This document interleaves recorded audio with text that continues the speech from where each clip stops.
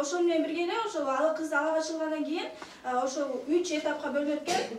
Бул биринчи этабы болсо бул ошол үй бүлөсүндө зомбулук аябай көбөйөт экен. Экинчи этабында болсо бул ажырашууга алып барат экен. Үчүнчү этабы болсо бул кыздын өзүнүн өмүрүнө кол салуу экен.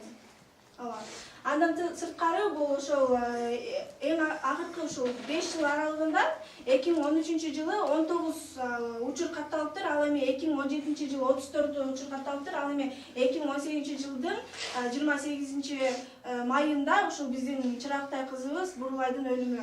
Буга Бириккен Улуттар уюму дагы ушундай чоң билдирүү жасагандан кийин биздин Кыргызстан Улуттук Кыздар Федерациясы Кыздар Федерациясынын атынан ушул 2016 жылы эл аралык жыйында Нью-Йорк шаарында өткөн Бириккен Улуттар уюмунун штаб-квартирасында биз деген ушул Траст фонд менен ошол Траст фонддун чакыруусу менен Кыргызстан Улуттук Кыздар Федерациясынын атынан барып ушул Кыздар Федерациясы кандай иштерди алып барат, ала качуу боюнча, кыздар укуктары боюнча, зомбулук боюнча биз 2 жылдык аралыкта кандай жетишкендиктерге жеттик жана ошол канчалаган кыздарга биз ушул семинар аркылуу, тренингдер аркылуу, конференциялар аркылуу биз канча кыздарга жардам бергендигибиз жөнүндө баяндама окуп келдим. Ошол баяндамада биз деген ошол 2 пилоттук мектепти аркылуу ошол 2 пилоттук мектеп ачылгандан кийин зомбулуксуз жашоо турмуш мектеби деген ушул программа бар. Ошол программа менен биз ала качууну камтып, кыздар элет кыздарына ушундай түшүндүрүүлөрдү жүргүздүк.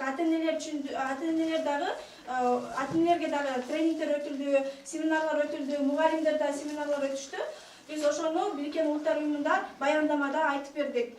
Андан сырткары биз ошол баяндама айтылгандан кийин бизге экс-генеральный секретарь Пан Ги Мун келип, ушул Кыргызстан Улуттук Кыздар Федерациясы менен сыймыктанарын жана ошондой эле Кыргызстан адам укуктарын сыйлаган өлкө сыймыктанам деп бизге аябай ушундай өзүнүн билдирүүсүн келип, жаныма келип айтты. Биз үчүн бул өтө чоң сыймык, бул бардык ошол Кыргызстандын кыздарынын эң чоң сыймыгы деп эсептейм.